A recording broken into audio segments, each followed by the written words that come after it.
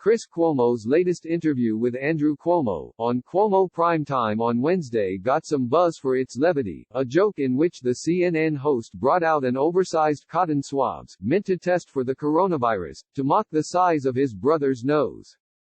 This was the actual swab that was being used to fit up that double-barreled shotgun that you have mounted up that pretty face, Chris Cuomo said. I said I was going to be nice and sweet and cooperative, his brother said, before smiling and laughing. But the moment caught the attention of some, particularly on the right, who found it tone-deaf. The View co-host Meghan McCain wrote on Twitter, "I'm not sure I'm going to ever be able to buy a crib or baby clothes for my first child in a store. Most of my friends are jobless, petrified and dealing with depression, and Janice Dean lost both her mother and father-in-law to COVID within a week of each other.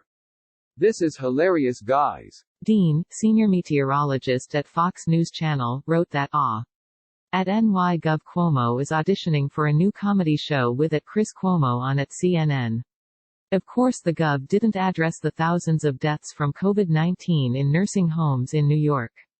Roughly 20% of all deaths in our state. Enjoy the giant swab. Dean wrote earlier that both of her husband's parents died of coronavirus in different assisted living and nursing homes in New York. That's an issue that has been raised by former New York Governor George Pataki, a Republican, and Representative Elise Stefanik, RNY. They have criticized Andrew Cuomo for a state order in March that allowed positive testing patients to be allowed back into facilities. That policy has since been changed. By early May, the state has seen about 5,300 deaths in nursing homes and long-term care facilities, according to the Associated Press. Cuomo, however, has defended the way that the state responded. I'm not going to get into the political back and forth, but anyone who wants to ask why did the state do that with patients in nursing homes, it is because the state followed President Trump's CDC guidance, so they should ask President Trump, Cuomo told reporters on Wednesday. The Cuomo brothers' appearances on CNN, brother interviewing brother, have generated some journalistic consternation since they became more frequent during the coronavirus crisis. But the brothers' personal banter also may have been a factor in boosting ratings for Cuomo Prime Time.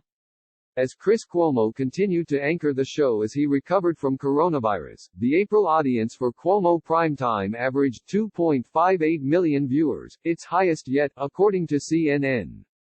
The network said that it was its top-rated news program for the month, and it beat The Rachel Maddow Show on MSNBC in the 25 to 54 demographic. Last month, CNN chief Jeff Zucker told the New York Times' Ben Smith, "You get trust from authenticity and relatability and vulnerability. That's what the brothers Cuomo are giving us right now." The recent segment, however, drew some criticism beyond just rightward personalities.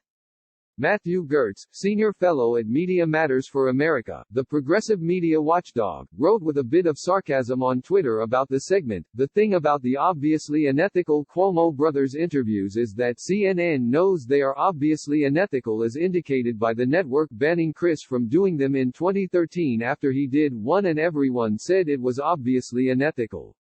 He added about the issue of nursing home deaths, "Obviously no one is going to grill their sibling over this, which is why they shouldn't be allowed to interview their sibling. This is pretty basic." He called the segment embarrassing for everyone involved. CNN did not respond to a request for comment. Ana Navarro Cardenas, political commentator for CNN, Telemundo and The View, had a different message: chill.